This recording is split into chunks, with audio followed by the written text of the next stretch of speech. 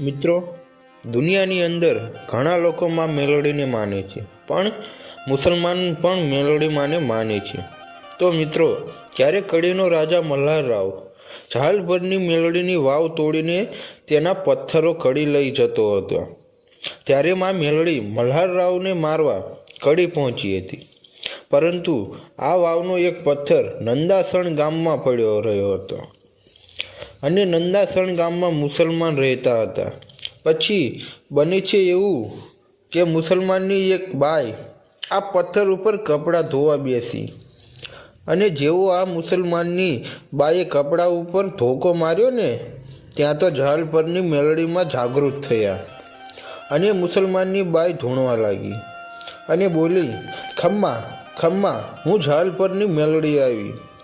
ત્યારે બન્યું એવું કે મુસલમાનો ત્યાંથી પસાર થઈ રહ્યા હતા અને જોવે છે તો મુસલમાનની બાઈ ધૂણી રહી છે.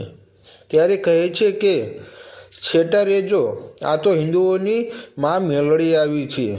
આમાં નંદાસણનો સુબો તેમની સાથે હતો, જેનું નામ સૈયદ હતું. એ પણ એમની સાથે જ હતો. એટલે સુબા સૈયદે વિચાર કર્યો કે માતા સાચી છે કે ખોટી, પણ આ માતાના પારખા લેવા પડશે. એટલે સુબો સૈયદ કહે છે કે હે, જો તું જહાલપરની મેલડી હોય તો મારા મનમાં શું છે તે કહી દે. જો તું મારા મનમાં શું છે તે કહી દે તો અમે બધા નમાઝ પછી પડશું, પહેલાં તારો તાવો પૂજા કરશું.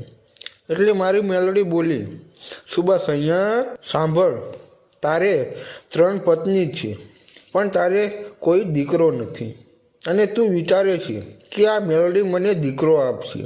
તો સાંભળ, ધૂણતી જોઈને તને વિશ્વાસ આવ્યો ને? સુબો બોલ્યો કે હા માં.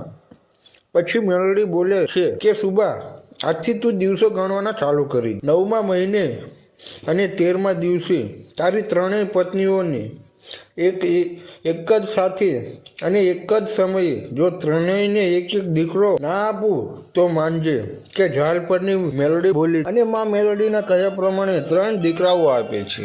પછી તો નમાજ પહેલા સુબો માં મેલડીની સેવા પૂજા કરે છે, અને સુબો માં મેલડી